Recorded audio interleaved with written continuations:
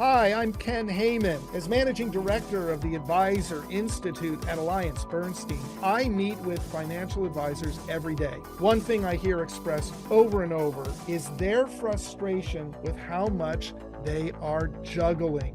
The advisors I talk to are constantly trying to balance competing priorities, from managing client relationships to prospecting for new business, and of course, the tasks of leading their team. This problem of juggling is why we created the AllianceBernstein Digital Coach. This is a proprietary tool that draws on the wisdom of behavioral economics and unique perspectives from the Advisor Institute's practice management experts. In less than 10 minutes with the Digital Coach, you will be able to identify and prioritize the top needs of your practice. And armed with those insights, you will be well on your way to tackling the challenge of limited resources while positioning your business to seize opportunities for growth. Let the Digital Coach guide your journey to success. Visit abfunds.com/go/digital coach. That's abfunds.com/go/digital coach.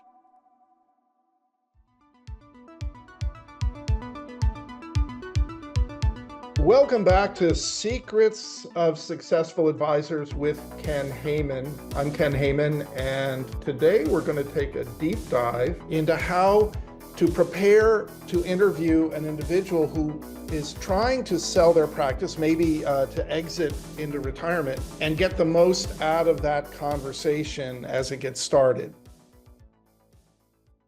So thanks for joining me. Today, we're going to take a deep dive into the questions you should be asking when you approach a colleague who's interested in selling their business. This has become increasingly an important, more and more popular way for advisors to grow their business. We are seeing an enormous number of advisors who have built substantial practices now aging into that place where they are ready to think about retiring. There was a huge growth spurt of new practices established back in the 80s and 90s and in the early 2000s, and a lot of these advisors are now ready to monetize a lifetime's work. And there are a lot of younger advisors who are interested in taking advantage of this demographic opportunity, and you should. It's a great way to grow your business. Unfortunately, if you look cross-sectionally at the industry, there's a lot more regretted acquisition than there are success stories about acquisition. And there's a variety of reasons for this. But the most important reason is that buyers tend to oversimplify the consideration of a practice. They succumb to narrow framing, and they allow their cognitive resources to become diminished in the presence of this idea that, oh, I could acquire $100 million worth of new assets. And based on a fairly lean understanding, or perhaps very little understanding at all, of the advisor's practice that they're considering, they enter into an engagement with the selling advisor that ends up costing them a lot more and providing them a lot less, and in many cases actually can turn into a very negative experience. And so what we're going to talk about today is how you can navigate the early steps of the relationship with a prospective seller to optimize your experience of the transaction unfolding in such a way that it's a real benefit to your business from start to finish. Now, there's a lot of stages that go into this, and I'm not going to cover all of them. We're really just going to focus on the early stages of the conversation. And the reason for that is I've talked with a lot of advisors who find themselves getting into these protracted conversations with individuals who aren't yet clear that they want to sell, are kind of testing the waters, and are kind of in and out, a little ambivalent here. Today I want to sell, tomorrow I'm not sure I want to sell. And then enter into the conversations and are very challenging to work with because they're not operating on a terribly rational basis. It's safe to say that about half of the advisors you may interview who are interested in selling their business are highly rational, very solid business people interested in optimizing a transaction, driven by two desires. One desire is to ensure appropriate business continuity for their clients, and secondly, to monetize a lifetime's work. I would suggest to you as a buying advisor that if the advisor you're approaching has reversed those two principles, which is to say they're more interested in monetizing than ensuring business continuity, that should be a warning sign about how well this person can partner with you over an extended period of time to successfully transition the business. And that would be my first big insight that I want you to grapple with, which is if the person you're buying a business from can't partner with you, can't delay gratification, can't understand that their business may not be worth the maximum that's calculable about the assets under management, if they're not making a rational decision, then it's going to be very difficult for you to work through to a positive outcome for both of you. You will be paying more and for a longer period of time than the practice is probably worth, and you will be dealing with a partner who isn't partnering with you, is more on their own journey. And this is the most common complaint I hear from advisors, is they enter into a transaction in good faith and then discover later that their partner is much more inclined to be self-indulgent than they are to be disciplined about the process. So let's create a little bit of a framework here to think about approaching possible partners. The first thing we need to think about is the fact that the buying advisor always benefits from defining and constraining the freedom of choice of the selling advisor. The buying advisor is taking a risk. They're acquiring a practice that is a perishable commodity. The clients don't have to stay. And in fact, depending on the age of the clients, if those clients die in the period of time in which you're managing the payout to the other advisor, it's very likely, over 80% likely, that the assets will leave when the second of the couple passes away. So we have to be thoughtful about the actual value of the business as a dynamic value rather than as a static value. It's a more complicated conversation than a lot of people want it to be. And if your inclination is to hurry things up and to simplify them and to not dig into the qualities of the business, then you are succumbing to that behavioral finance vulnerability called narrow framing. You're oversimplifying the problem at hand. So every advisor who's seeking to buy a practice should be seeking to have an extensive conversation and should bring appropriate skepticism to that conversation about what the actual value of the business is. The assumption should always be that the selling advisor will always slightly overvalue the business, and the buying advisor will always slightly undervalue the business. And if you can start the conversation with that assumption and say, look, we need to find the appropriate valuation for the business that you're actually running. And that should be the task at hand early on. One of the benefits of doing that, if you're the buying advisor, is that the individual who's ambivalent about selling will have a hard time digging into that conversation with you. If they're not resolved about it's time to exit, then they will have a hard time doing all the diligence with you that they need to do, providing you the analytics that you need to assess the business. If they're prepared to sell and they've been thoughtful about selling, then that will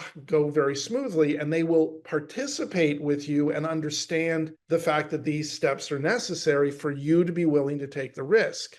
Another piece of guidance I would give you is to not allow yourself to become anxious that this person may sell their business to somebody else. If you've established your practice as the buying advisor as an institution that's in a position to absorb another advisor's practice and to do so with confidence that not only will the clients be well served, but it's likely that the business will grow during the transition process as your team engages the clients and finds held away assets and other opportunities, you will establish yourself as an attractive destination for the advisor who's seeking to sell. And therefore, therefore, you should have confidence that by establishing a more orderly and disciplined, thoughtful approach to the first stages of conversations with the selling advisor and revealing and demonstrating to them how you've organized your practice to be able to absorb and process the assets that are coming in and to grow that book of business. The advisor who's thoughtful and who has in fact prepared their business for sale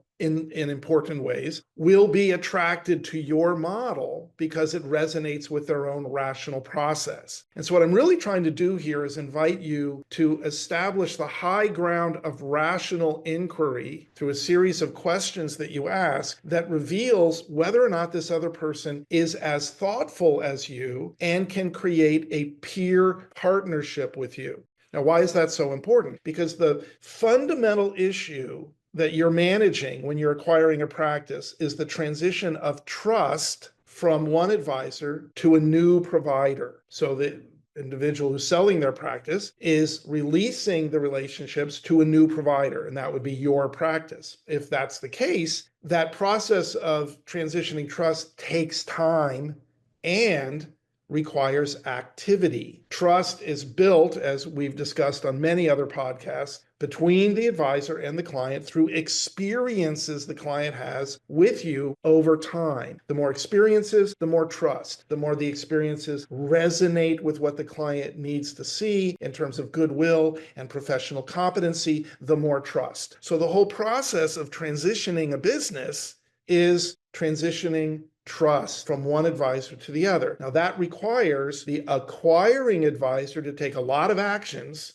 during that transitional period, and it requires the retiring advisor to release the clients from his or her care so that the new advisor can provide the experience that are needed to establish trust with the client. And so there has to be a peer partnership, cooperation, a clear process of how we're going to hand these clients off, and the compliance with that process by the selling advisor. The only personality structure that can participate in a peer partnership is one that's based on a rational decision to sell the business and a rational discipline about participating in the transitioning of trust process. So you're looking for not just a business that has a high level of assets, but you're looking for a partner you can work with. And this means in the earliest stages of the conversation with them, starting to discern how rational are they? So let's take a look at how you do that. Instead of just philosophizing here, let's turn this into some practical guidance. When you sit down with an individual who's thinking about selling their business, and there's a lot of ways this is happening now. I know there's some organizations that are setting up kind of speed dating experiences where a bunch of buying advisors and a bunch of selling advisors come together and interact in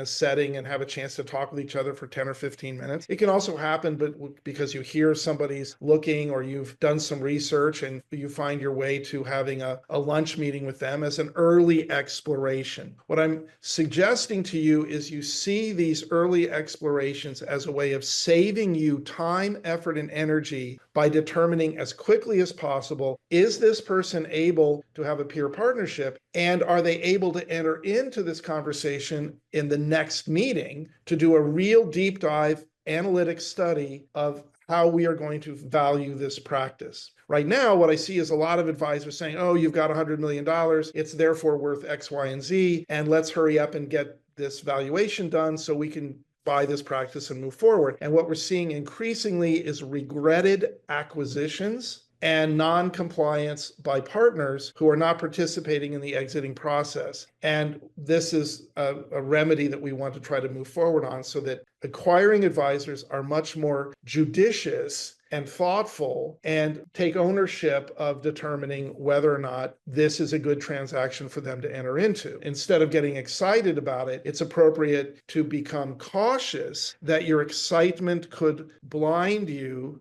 to issues that really will interrupt a successful outcome. So you're sitting down with somebody at a speed dating meeting, or you're sitting down for a lunch with somebody. What are the kind of questions you should be asking? First question you should ask is, do you have an exit date in mind? The individual who's ambivalent, who's just in the early stages of exploring, may not have any kind of clarity about it. that's a signal that you should be concerned about, because what we find is advisors spending months or years in conversations with ambivalent folks that don't go anywhere.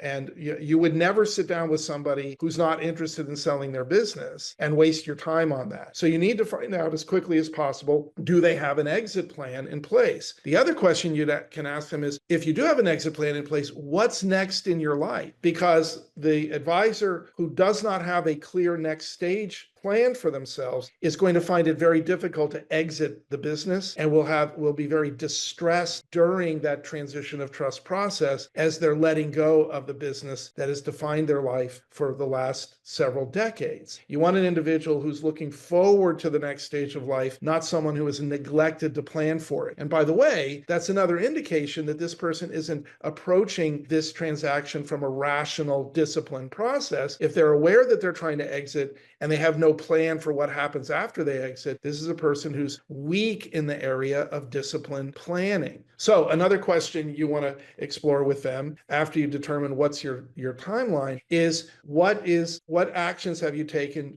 to prepare your business for sale? Now, this is a question with two layers. One layer is, tell me what you've done to prepare your business for sale. That's a really helpful thing to be able to talk about. But more importantly, the way they answer the question will reveal a little bit about their partnership ability. If they're thinking about selling their business, but they've not done anything to make the business portable, which is a pretty obvious thing you need to be able to do in order to sell a business, is to move it from a heroic individual effort to an institutionalized process where the asset management model and the advice model, that is the standard of care of the practice, are able to be handed off to other providers. If the individual has made no consideration that the asset management and advice model will someday not include their expertise, in other words, they've trained their clients to be dependent on them rather than the process, it's a lot harder challenge to transition the business. And again,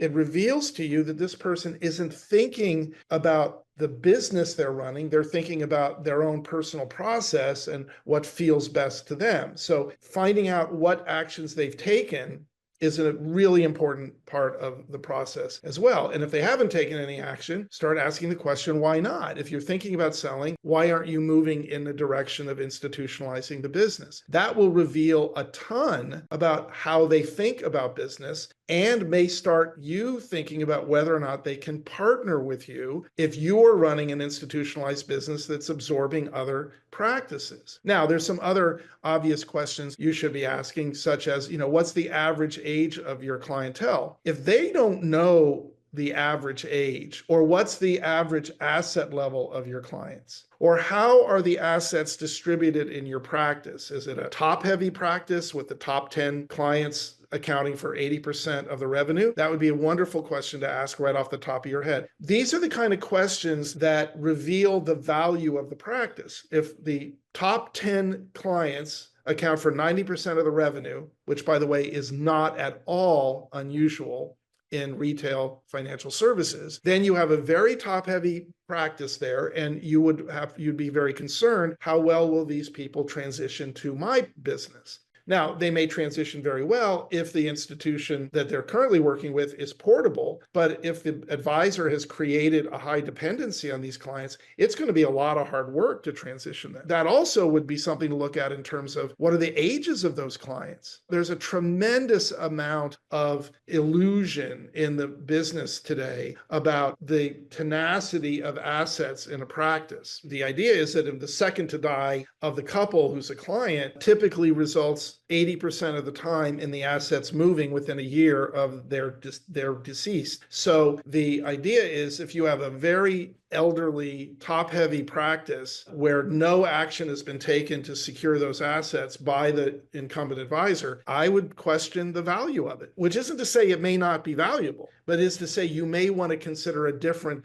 price that you're going to pay for it over time because of the nature of the business? And these are questions that the selling advisor should be able to answer pretty quickly in an early stage conversation if they've thought about selling their business. And again, what we're looking for here is someone who's thought about selling their business and is serious about selling their business and is capable of partnering in the sale of their business. Let me give you another area to explore. It's a great question is to ask, what kind of legacy intergenerational planning does the practice offer their clients, and what resources do they use to do that? The big final step in many people's journey financially, when they become uniquely successful and they now have maybe one or two generations downstream from them, the big missing link in many practices, legacy planning. If they have a strong legacy planning standard of care, where the clients, as they move into this stage of life where they have wealth and now need to think in terms of multiple generations, if the advisor's not touching that, then again, there's a weakness in the connectivity between the clients and the practice. If they're doing a lot in that area, well, there'll be a lot of trusts and other structures in place that will preserve the connectivity of the assets as they transition to the new practice. These are the kind of questions. How many clients? What's the average size of the assets under management? What's the standard of care of advice you provide? All of this allows you to start exploring the business model. But equally importantly, because eventually you will do a due diligence with this individual where you'll cut through all the analytics to determine the valuation. What you're also determining is how well they've thought about it, how thorough their consideration has been. Have they put themselves in your seat as the buyer and made it easy for you to see the value of their practice? Are they thinking in an institutional way about this? Are they thinking about a standard of care and the ability to deliver a high standard of care that increases the perceived value of the practice by the clients? When these things are in place, this becomes a highly valuable and highly manageable engagement to pursue. When these things are not in place, you may still wish to pursue the engagement, but I would strongly recommend that in the absence of this kind of thoughtfulness, in the absence of this kind of discipline approach, in the absence of this kind of institutionalization, that you significantly reduce what you're willing to pay for that business and assume that the challenges are going to be greater. And so the way you're going to pay for it will need to reflect the fact that you're working a lot harder on the early stages of the transition and through the course of the transition than you would have otherwise had to work. This influences valuation. It is definitely going to influence your partnership, and it's definitely something that you should be considering in the early stages. Now, obviously, these early stage questions reveal a whole bunch of stuff. And if your spider senses say to you, you know what, I think this is a solid business, even though there's some challenges, then by all means, do the next meeting, do that heavy duty analytic due diligence, dig in to all the dimensions of the practice, really get clear about the business. That's another opportunity for you to assess how cooperative and knowledgeable is your partner to be, and if they can enter into that and rationally engage with that and potentially metabolize the disappointment that maybe their business isn't as valuable as they would like it to be, or maybe the price can't be as supported at that high level as they thought. But again, as you see the way they cope with that, that's going to give you a lot of indications of whether or not you want to be engaged with this person over a long period of time. There's a good start for your process of diligence and consideration. Should start in the very first meeting you have with that person. And obviously, we've written a lot about some of the other areas of this process in some of our writings on succession planning and growth through acquisition. So if you're interested in exploring more from the Advisor Institute, obviously reach out to your AllianceBernstein regional manager. Reach out to us and ask us for an opportunity to search our library through the digital coach. And I will look forward to chatting with you again in the near future here at Secrets of Successful Advisors with Ken Heyman.